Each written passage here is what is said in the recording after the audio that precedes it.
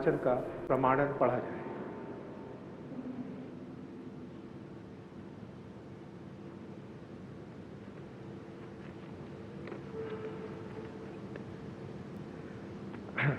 यतः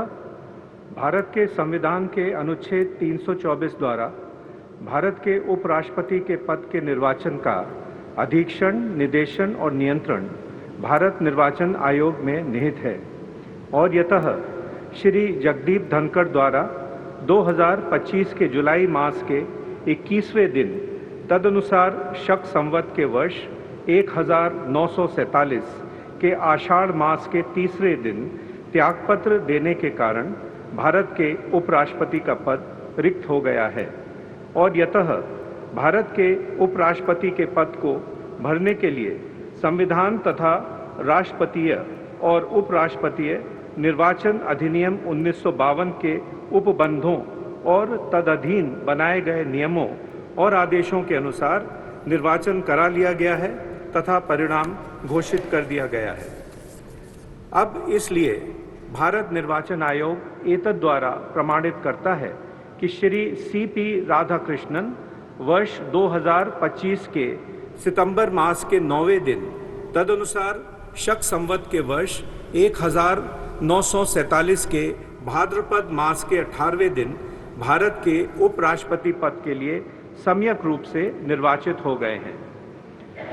भारत गणराज्य के 76वें वर्ष में हमारे हस्ताक्षर और भारत निर्वाचन आयोग की मोहर से वर्ष 2025 के सितंबर मास के 9वें दिन तदनुसार शक संवत के वर्ष 1947 के भाद्रपद मास के 18वें दिन प्रदत्त किया गया।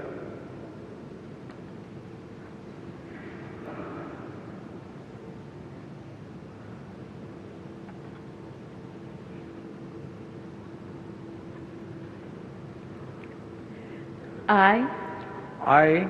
Chandrapuram Ponnusamy Radhakrishnan, do swear in the name of God do swear in the name of God that I will bear true faith and allegiance that I will bear true faith and allegiance to the Constitution of India to the Constitution of India as by law established, as by law established, and that I will faithfully discharge the duty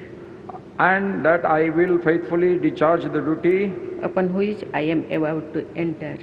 upon which I am about to enter. Congratulations.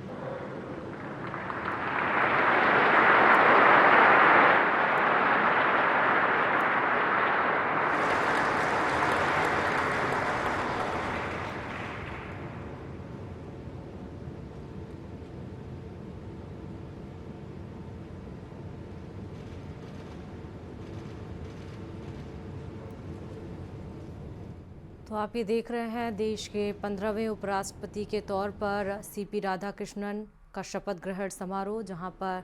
महामहिम राष्ट्रपति द्रौपदी मुर्मू ने उन्हें शपथ ग्रहण कराया। उसके बाद हस्ताक्षर के बाद सबका अभिवादन करते हुए और अपनी कुर्सी पर विराजमान देश के 15वें उपराष्ट्रपति CP राधाकृष्णन महामहिम राष्ट्रपति द्रौपदी मुर्मू से फिर से जाकर मुलाकात और फिर अपनी कुर्सी पर विराजमान आपको देश के 15वें उपराष्ट्रपति के